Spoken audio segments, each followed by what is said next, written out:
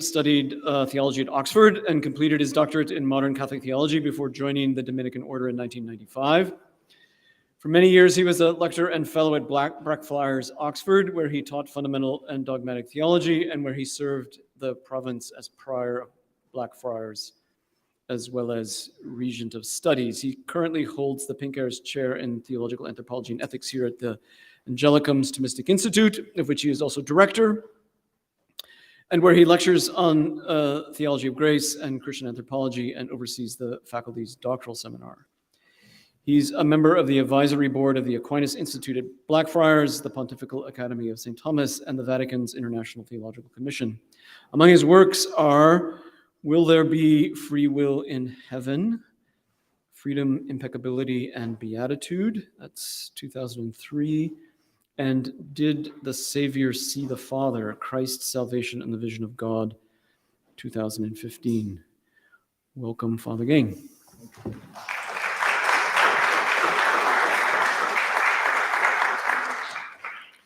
This afternoon, I've been asked to say something about nature and grace in the state of original righteousness from a Catholic theological point of view, which involves communion with the pastoral teaching authority of the Catholic Church.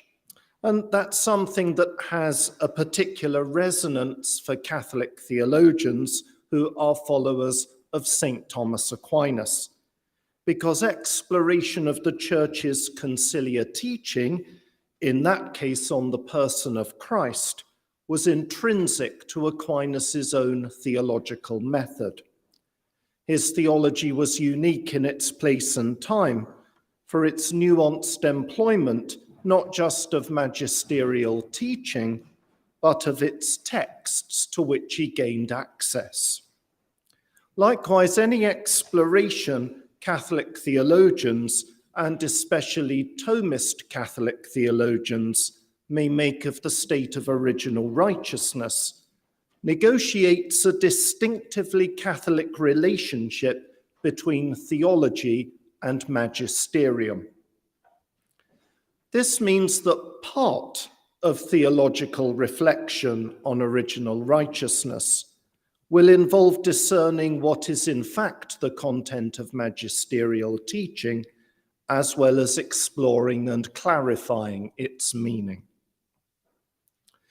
The methodological starting point of Catholic theology, though, has shifted somewhat from taking the teaching of the magisterium as a beginning in itself to the reading of Scripture in the light of knowledge of tradition and guided by attention to the magisterium. This means that Catholic theologians today should be reading Scripture, including the opening chapters of Genesis, in a certain way that is shaped by the Church's developing engagement with the rise of modern science and biblical criticism. I won't go into this complex history, except to say that during the 20th century, the magisterium came to endorse the importance of interpreting scriptural texts according to their genre, discerned with the help of historical methods, while at the same time insisting that the opening chapters of Genesis were not devoid of historical meaning for human origins. The results of this movement can be seen in the approach to Genesis chapters 1 to 3, found in the Catechism of the Catholic Church. Now, while Genesis is not the only scriptural text relevant to original righteousness, its foundational role is indisputable. But, in contrast to a fundamentalist position, which takes these narratives for literal historical accounts of historical events, and what we can call a more liberal position, which interprets them as figurative expressions of universal human experience, or perhaps of the experience of Israel, but in any case, to the exclusion of saying something specific about the first human generation. The Catechism endorses a reading of these chapters as figurative texts that indicate something about real events at the dawn of human history. This is not to say that the texts do not say something of universal significance for humanity, but that they do precisely by telling us something specific about the first human beings. So while this Catholic reading in the Catechism agrees with what I have called the liberal view, that the texts are figurative or symbolic in genre, it concurs with the fundamentalist view that the texts really do tell us something specific about human origins. This overall approach liberates Catholic theologians from certain questions that puzzled medieval and early modern scholastics. I am thinking here, for example, of the role of the tree of life, which was understandably taken literally to be a material tree endowed with a physical life-preserving property, as well as having of itself further spiritual significance. It could then be asked exactly what the life-preserving property amounted to and the scope of its power, as well as how many times or how often one had to eat of this tree to enjoy its effect, and so on. Not that the answers to those questions ended up as communion dividing at the Reformation. In fact, the different answers given cut across the confessional divides. Some on both sides thought that the tree's fruit was in fact the adequate cause of perpetual bodily immortality, while others on both sides of the confessional divide thought its power too limited to be such.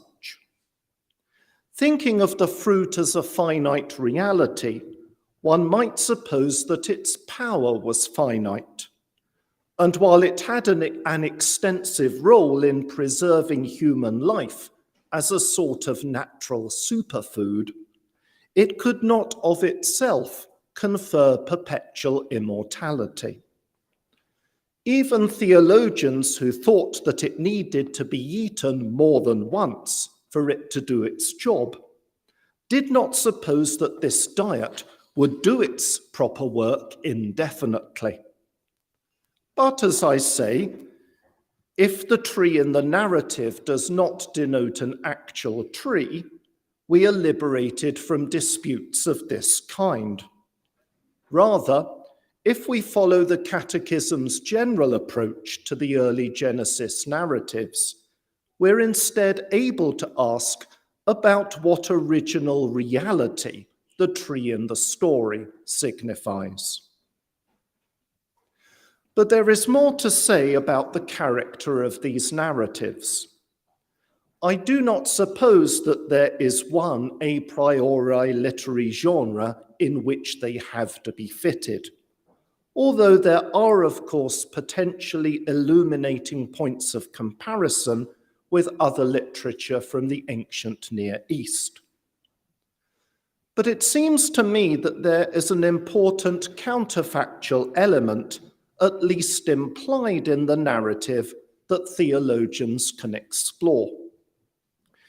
This is not something I have investigated properly, but is merely a suggestion for research. We're familiar with the notion of the counterfactual in literature, films, and some historical writing. What would have ensued if Germany won the Second World War and that kind of thing. But it seems to me that these are specific examples of a counterfactuality that is, in a more general way, an important component of human thinking. A philosopher might want to comment on whether it is possible to think of causation at all without counterfactuality being somehow implied. I understand that, as well as philosophical debate, there is a whole literature of psychology on counterfactual thinking. I have not consulted any of it, so I will simply make some amateur observations that I think are worth theologians following up. It seems to me that we often make sense of the reality around us, the facts of our lives, by thinking that things might have been otherwise. I do not mean to say here that there might have been a different world from this one, although there might have been, but that this world might have been different. In psychological terms, we can tell ourselves stories of how our biographies could have been different, and in that way make some sense of how our lives have actually turned out. It seems to me that such narratives are generally less helpful the more divorced they are from reality as it is and approach total fantasy. As an example of the latter, I might think how I could have been the child of a rich Arabian prince and princess in the 18th century and enjoyed a life of privileged luxury in a far-off land. It seems to me that that would be a less helpful narrative about me, and maybe not really about me at all, just because I, in fact, had entirely different parents and so on from that scenario. And my origins may enter into a proper determination of my particular identity. Thinking of myself as able to have different parents, for example, seems to me to be more akin to another possible world scenario in the scholastic sense than counterfactual thinking, more strictly speaking, which is about a different course for this world. But if I were to suppose that my life began in the same way, with the same parents and so on, where there is identical content shared by the counterfactual with the early reality of the factual, it seems that we would have something of more psychological benefit to ourselves. I am thinking more of some event during life, typically a choice, where I can think how my life would have been different if I hadn't made the choice or made a different one, but where my life was the same up to that point. Perhaps the counterfactual choice would appear to me to have been the better option in retrospect, or perhaps not. I don't want to tie down the psychological employment of the counterfactual unnecessarily to any one rule for how it works. So I may suppose that if I had become a diocesan priest, I would by now be well on my way to being a bishop. Some counterfactual thinking that could make me regret my choice to be a religious. But then again, maybe it might bring me joy in my actual choice. At the same time, any Thomist is going to say that there is no one actual course of events that must inevitably follow from each different choice made in my life. There is no one inevitable chain of events that must happen if I chose so-and-so. The contingent character of the world and the free character of many of its acts will not allow for that.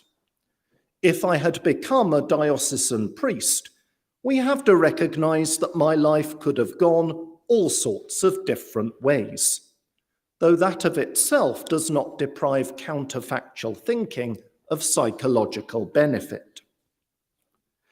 But what I do want to claim is that counterfactual thinking would surely be the more beneficial the more it takes account of some further real ordering within the narrative of one's life, prior to the factual and the counterfactual going their separate ways. The presence of this further ordering means that the counterfactual will be the more useful, the more nearly it comes in content to what is factual.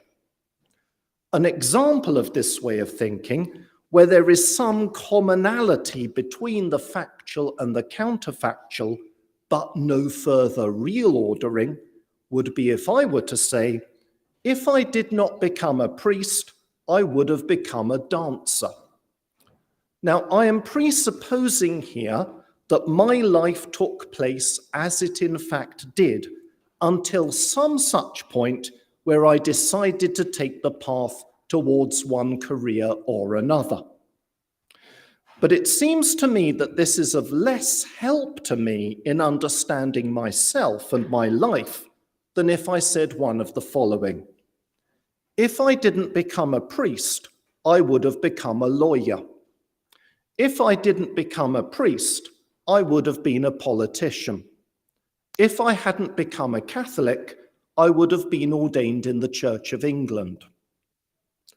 All those things would be more examples, helpful counterfactuals for me, because I did really at one point consider these as real possibilities for my future, while I have never thought of becoming a dancer, even though in theory my life could have turned out that way.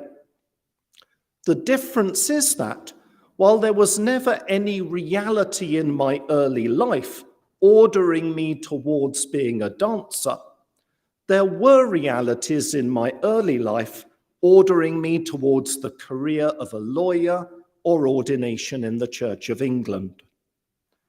What these add to the shared identity of the early period between factual and counterfactual is the further reality of some real ordering prior to the divergence between factual and counterfactual. In these cases, the real ordering of my thoughts or my plans towards these specific alternative careers. It seems to me that these examples of counterfactuals are of more help to making sense of who I am than me supposing I might have become a dancer or a chef or an astronaut. So I want to distinguish three ways of thinking counterfactually. The first is where there is no commonality with the reality of my earlier life, such as where I'm born of 18th century Arabian parents. The second is where there is such commonality with early reality, but I'm thinking of counterfactuals for which then was never any real ordering in my earlier real life, such as for becoming a dancer or an astronaut. And the third is where there is not only commonality with the reality of my early history, but also at that time a real ordering towards something that did not in fact follow through, such as me becoming a lawyer or a politician. What I suggest is that grace perfecting nature, through his revelation to us, God makes the gift of an implied counterfactual for the human race in the early chapters of Genesis. In the Word of God, we have divinely offered to us a counterfactual way of thinking theologically about the biography of humanity that helps us make sense of the actual course of human history up to a point. I'm not claiming that it makes complete sense of human history. It is Christ who makes complete sense of human history, as we learn from a fuller reading of the biblical text. But just speaking for the moment of this implicit counterfactual, I want to clarify that this is not a narrative in which human origins are portrayed in a way that is entirely different from reality, like me having Arabian parents. The human race is not imported from another universe or anything like that.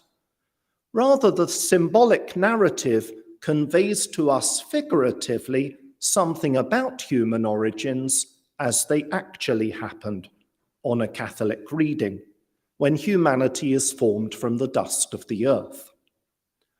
Where the counterfactual diverges from what in fact ensued is where the first human beings make their choice about whether or not to eat in disobedience from the tree of knowledge of good and evil.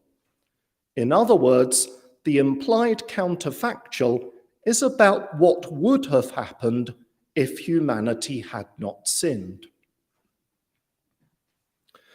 Of course, we may suppose that all sorts of different things might have happened in the history of the world if humanity had not sinned, just as I might have done all sorts of different things if I had not become a Dominican. There is surely no one pathway that counterfactual human history had to take from the first human being's perseverance in obedience. This leaves us asking how we can be helped to think theologically about the counterfactual. I suggest that we consider not just the fact that the first human being's difference in choice presupposes prior historical reality depicted by the figurative narrative of Genesis, common to both the factual and the counterfactual. I want to add that not only does the narrative speak figuratively about reality as it really was at the origin of the human race, but it also intimates to us a further real ordering towards a counterfactual future that did not in fact take place. Perhaps theological reflection on this implied counterfactual, taking into account the earlier real ordering indicated in the Genesis narrative, can help us understand something of human reality as it actually unfolded. More precisely, our theological understanding should grow by considering factual and counterfactual in the light of one another.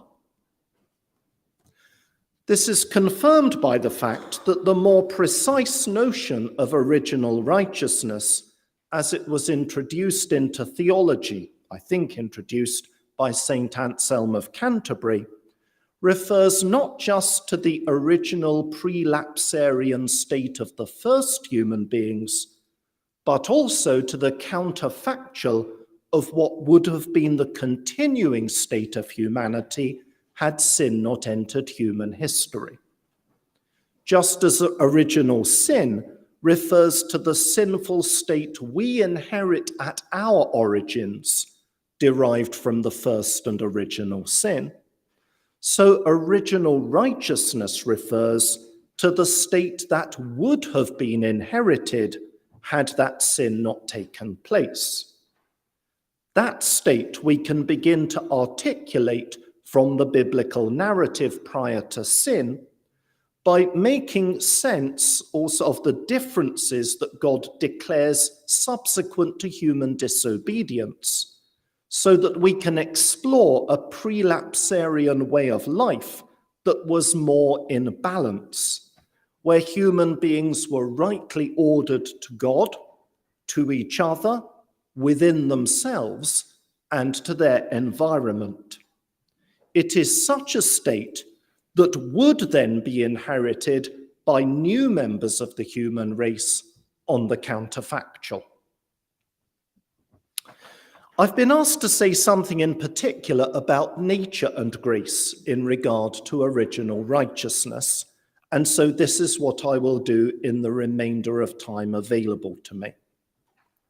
First of all, from St. Thomas, we can draw the notion of the habitual gift of sanctifying grace, which he recognizes as having a fundamental real ordering role prior to the fall.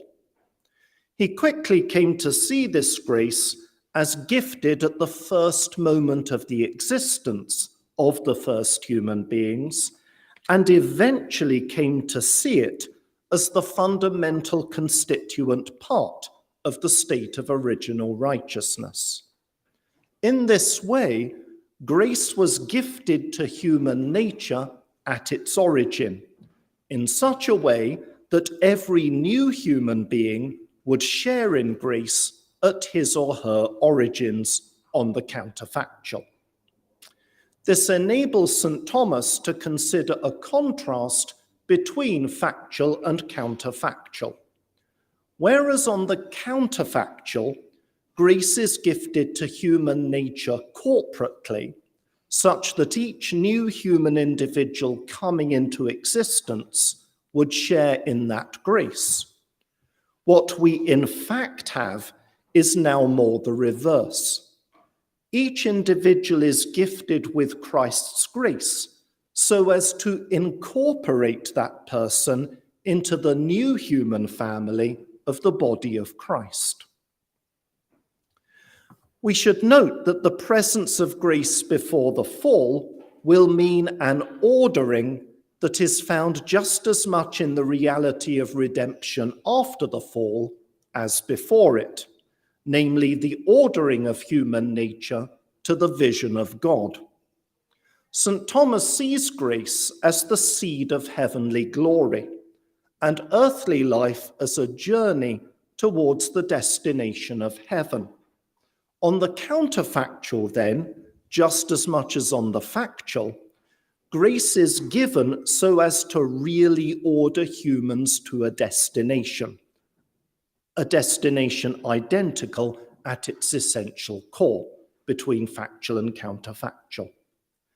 Recognizing that there is a crucial distinction between the original state of Eden and the final state of heaven, we can see that grace, as the fundamental constituent of original righteousness, is a real ordering of humanity, prelapsarian and counterfactual, to heavenly glory.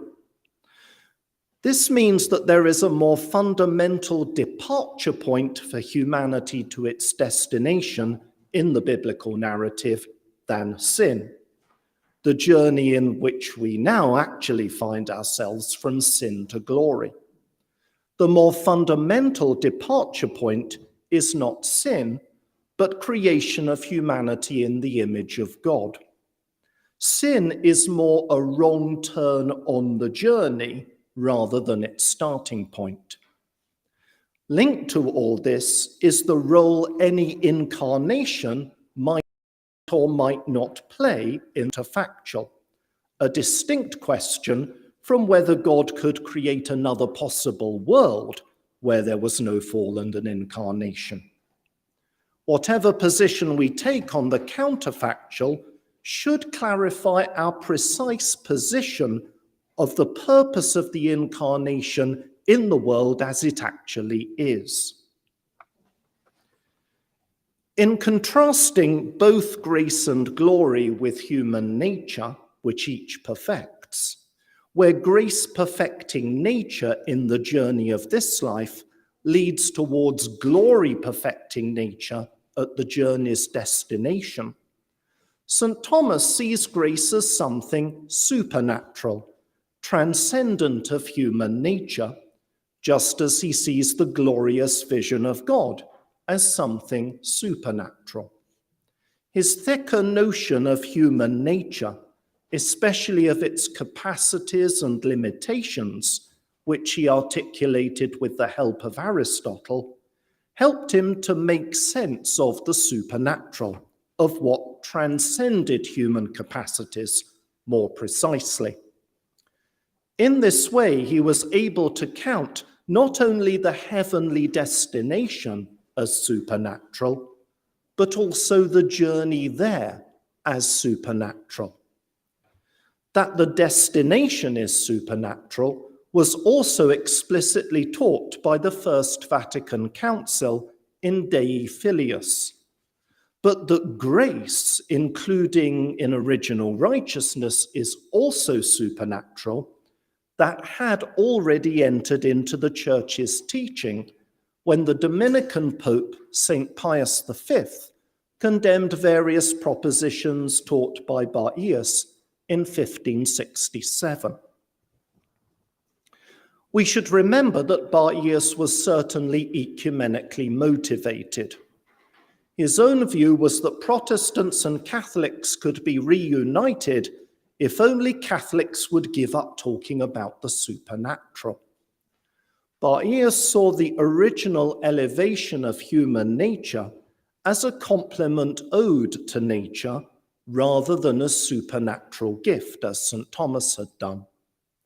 The Pope took the opposite view from Baius, which gives the Catholic Magisterium a certain commitment to the notion of the supernatural when it comes to grace and nature in this world.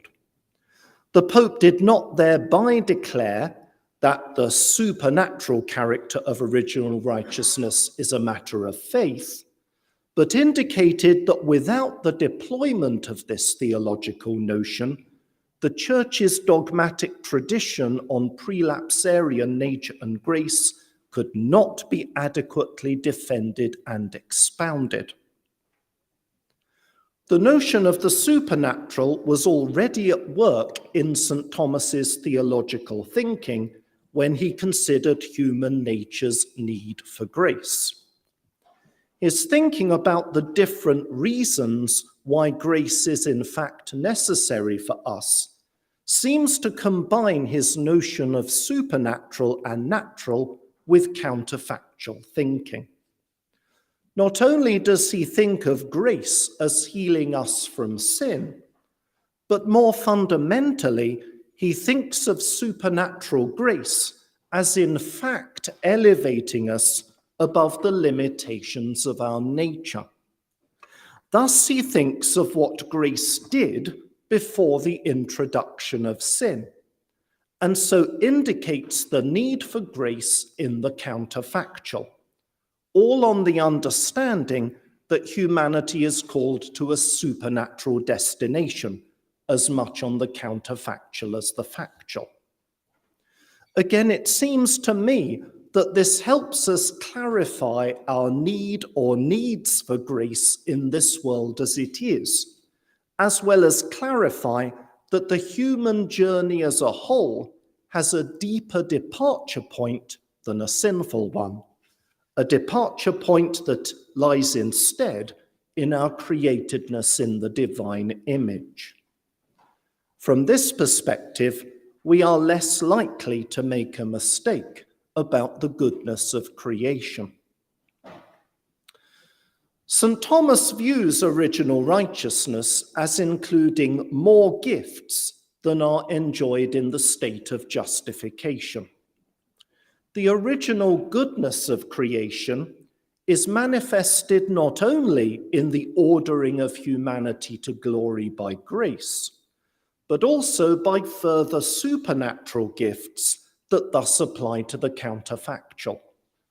These include the good of a certain integrity or internal balance among affections and passions, which helps us perceive that even in things as they are, our fundamental internal problem is not emotion, but rather a matter of rational will. Another good St. Thomas recognizes in original righteousness is the shielding of the body from the passibility and mortality that are natural to the human body. The first human beings were shielded from external harm from their environment by a combination of divine providence and a supernatural enhancement of the natural human ability to avoid danger. But St. Thomas also held that, as well as the gift of impassibility, there was a further real gift of immortality, that checked the natural internal process of aging. St. Thomas certainly saw the natural process of human physical growth as a fitting good for the state of original righteousness. He does not seem to have thought of Adam and Eve as created with bodies of the age of 30, as some other theologians did, but as having bodies capable of natural growth towards what he considered to be the perfect age. At the same time, he did not think the subsequent process of aging and decline fitting to this state, prelapsarian or counterfactual. It was for this reason that a real supernatural gift of immortality, distinct from that of impassibility, was required. However, that original righteousness included a specific real gift of immortality, conditional on continued obedience, is not one that all Catholic theologians have endorsed. The Catholic Magisterium certainly teaches that there was a better state for human nature in body and soul prior to the fall, where the first human beings would not have died on condition that they were not disobedient to God. Whether that involved a specific supernatural gift is one thing that has been conventionally at issue between Thomists and Scotists. On the Scotist view of the counterfactual, Adam and Eve, while naturally mortal, would have had an extremely long life, thanks to the physical superfood of the tree of life, and would have been conveyed to the perpetual immortality of heaven prior to the point at which the physical superfruit was no longer up to the job.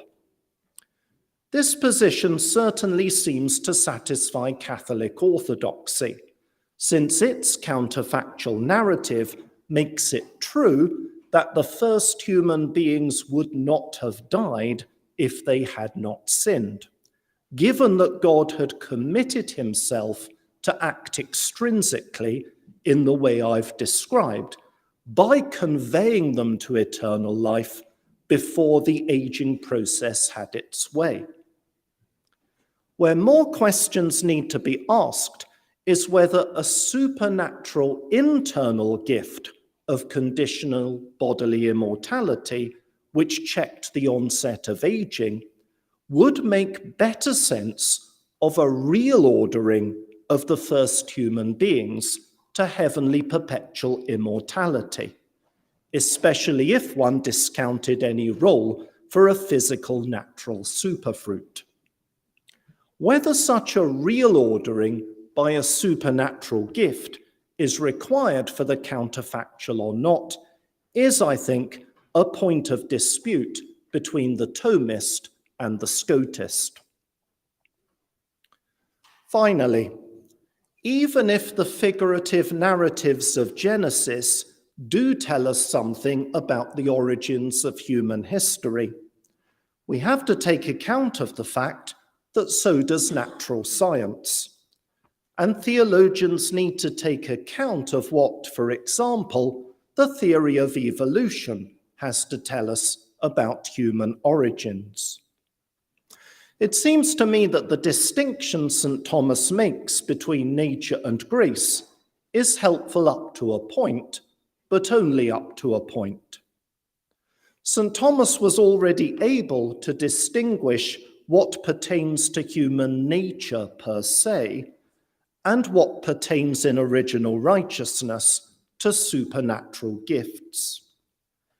This distinction helps us to see that there is no contradiction between what natural science has to tell us about human evolutionary inheritance, which is limited to the natural, and what divine revelation has to tell us about the supernatural.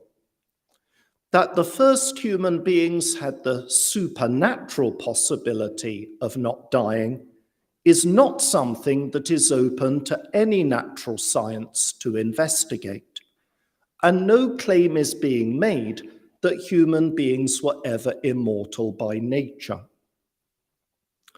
On the other hand, other problems are less plausibly solved by the distinction between nature and grace.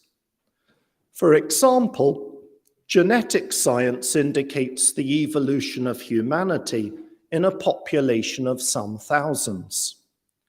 Should the Magisterium continue its commitment to human origins in a single couple, a Catholic theologian might be tempted to appeal to the supernatural, in this case a miracle, to explain how the seeds of current genetic diversity can be traced back to a single couple.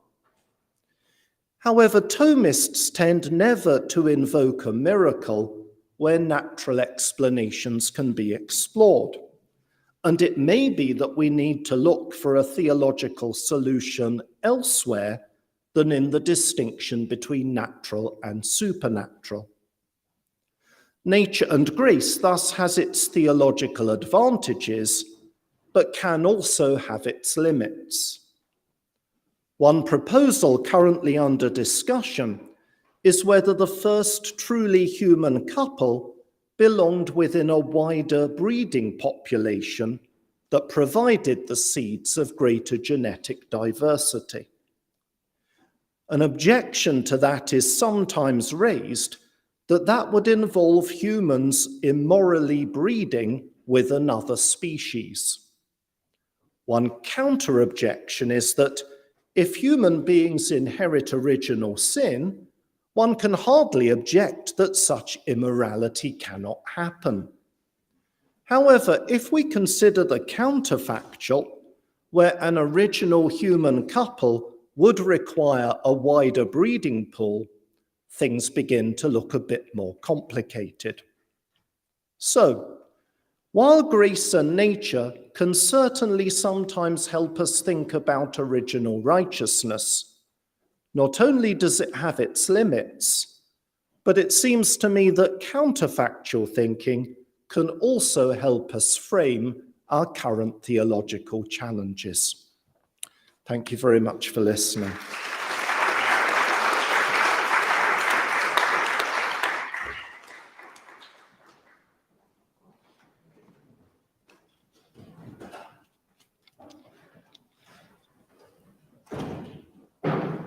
It's on its way. Thank you. That was really fascinating, and particularly the three distinctions with respect to counterfactual that you made applied to the Jaime prologue and the doctrine of original righteousness seems to be quite promising, as it were, for a way of thinking about a particularly thorny issue as it were picking up at the end with respect to the creation evolution discussion. I had a thought about the first of those three distinctions and wondered if there were a better way to put it. So, for example, you say that on the first sort of form of counterfactual, there would be no commonality Of history, yeah. Where you gave the example being born of Arabian parents in the 18th century. But I suppose that's actually going to be impossible in the sense that if you were to be born of Arabian parents in the 18th century, your body would be composed of numerically distinct matter that has different genetic inheritance. So that couldn't be the case. There's no possible world in which that could happen. If there was such an entity in the given possible world, it wouldn't be you. So I guess that you need a slightly different example of commonality, the no commonality counterfactual. Perhaps something like being born on the day before you were born, or something like that. In other words, something that is still an accidental or contingent difference, not an essential difference. It would have to be an essential difference if you were born of Arabian parents. Yeah, I think that I see what you're saying, because maybe my first example is maybe not so much counterfactual as a different possible world where it is, whether I'm not sure immediately that I would endorse the example you give, maybe because I wouldn't count the day you were born as the beginning of your history. So but maybe there would be a better example along those lines, or it might be that I give up saying that the first is counterfactual at all, and maybe just say it's a different possible world. I'm not sure how to respond. I do confess that it's only because of doing this paper that I've started to think about these things at all. But yeah, I have to think about maybe how to get those in a better state. But part of it's going to have to be thinking about whether I have to have the same origins to be me at all. That's a kind of a philosophical question in itself, isn't it? Yeah, I guess the fundamental issue is whether the counterfactual can only include properties that you have that are contingent, things that aren't essential to who you are, because those are, I suppose, to be trans-world properties, right? Okay. If you have an essence, that's going to be the same essence in every possible world, in order for you to exist. I will have to give some thought to that. Thank you for raising those questions. I would just have to think about it and try and get this a bit more precise. I just have a brief comment just on that, and I'll let Aaron go ahead after just a brief comment. I mean, I don't think this is just go a little bit in a different direction, Oliver. I don't think it's absolutely inapropos, because obviously there are a number of people who believe that it's important to believe that God created Adam and Eve immediately in the adult state by special creation, divorced from pre-existing processes. So the analogy to Arabia in the 18th century is actually quite good, because it's exactly you, but without any of the ordinary preconditions through which your material body is normally generated, namely your parents in London in the 20th century. So you get all the different exterior conditions that normally would not be apt to provide you existing into our substance now. But you as the substance you are now in those conditions.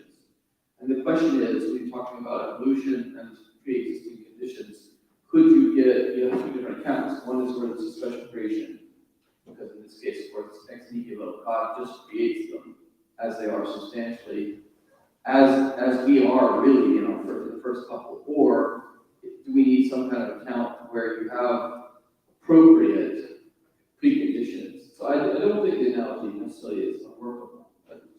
Okay. Thank you for your wonderful talk. Just wondering how I can account, especially the kind of keywords that you're talking about, which requires only that our life before the fall would have been better than our life after the fall. How do you account for the idea in Romans 5 elsewhere that death comes into the world through sin? So it was the idea that we're not committed to mortality or immortality being part of our natural condition. I think simply because the immortality that comes, that how the age, on Aquinas' account anyway, let's deal with Aquinas' account, that the aging, that the natural process of aging would be checked by a supernatural gift.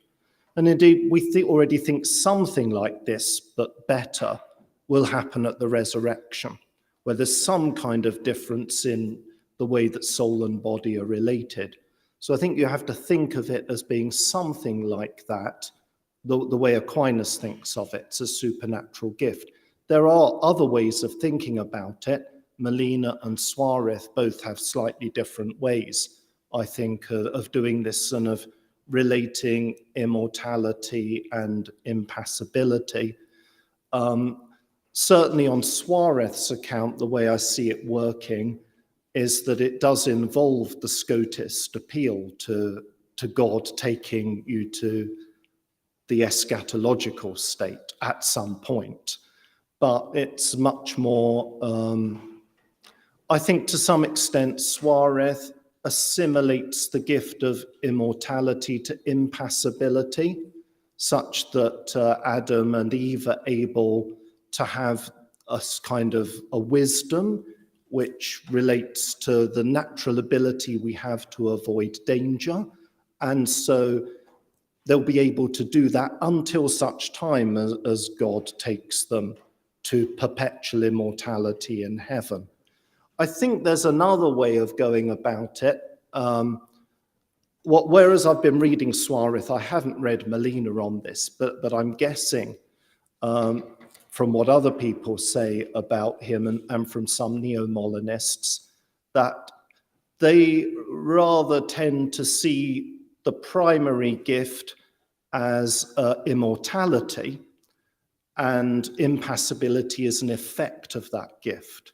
So whereas the body is somehow suffused with some kind of bodily thing that guarantees immortality, which comes nearer to something natural in my estimation, and that the other gift is an effect of that. So I would see Suarez and Molina going different ways, whereas Suarez, it's really about impassibility, and immortality is an effect of that.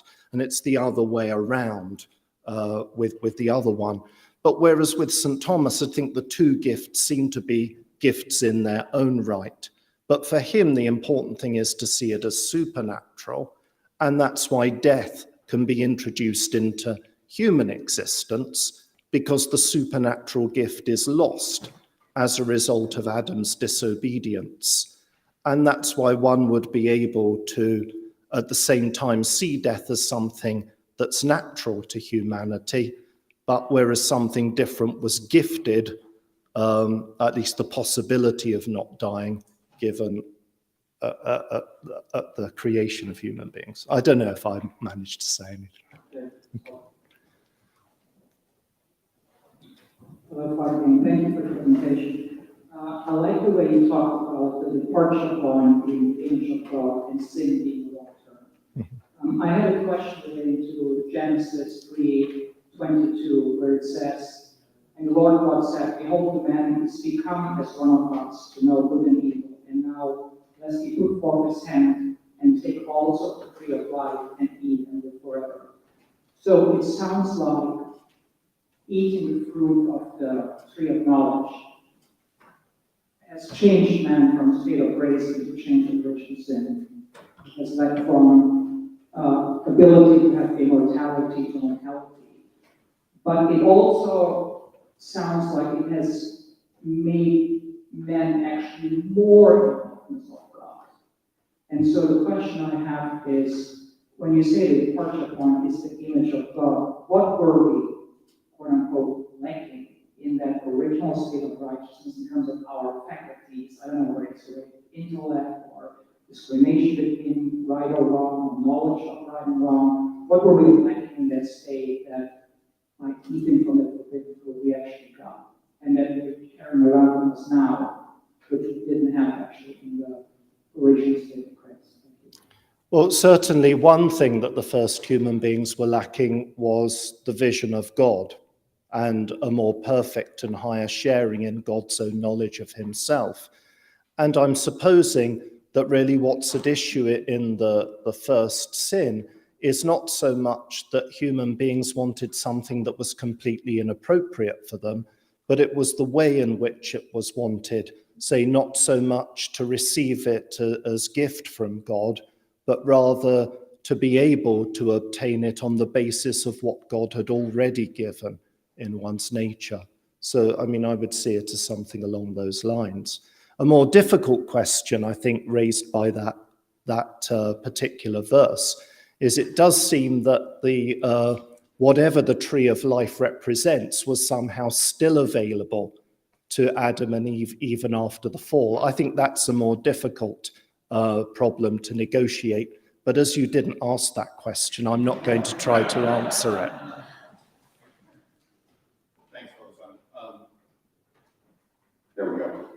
So you made a point about how important the distinction is between kind of the natural and supernatural. And so I guess my question is this. It seems clearly that Revelation tells us how we were in fact supernaturally ordered. The reason I take it is normally what would tell us how we would counterfactually be naturally ordered. But what is it that gives us epistemic access to how we would be counterfactually supernaturally ordered? So how do we know that this is the way that the counterfactual would work out in a supernatural way? Is that what you're asking me? Yeah. Well, first of all, what we really know through revelation is one thing, and how we're trying to make theological sense of it is another. I've suggested, I think, I was trying to be rather modest in what we can take from the teaching of St. Pius V. And I don't think that, I mean, it's a long story how you interpret those particular condemnations. But I don't think that one can automatically take really any of them at first glance as something that's revealed, as that it's revelation. But what this is about is how we deploy theology to make sense of, to make coherent sense of what we find in Revelation. So I think the way that it works out is looking at trying to make sense of this without the notion of the supernatural. That kind of reasoning will run us into all sorts of problems. But when we try and do it with the supernatural, we find we don't have exactly those kind of problems. I'm not saying all the problems go away. So it's a matter really of how theology deploys concepts rather than what God has revealed to us. So I'm not claiming that God has revealed to us that there was something supernatural in the prelapsarian or counterfactual state. But I'm suggesting we can only make sense of what God has revealed by deploying the theological concept of the supernatural. And when we try to do things without that concept, we run into a bit of a mess. I can see I have not satisfied you with that answer. No. Yeah, okay. I think we should take a break in fairness to our next session to give people time to get an adequate pause before we begin the last session today. So we will begin at 4:30 our final session. Please help me thank others. Thank you very much.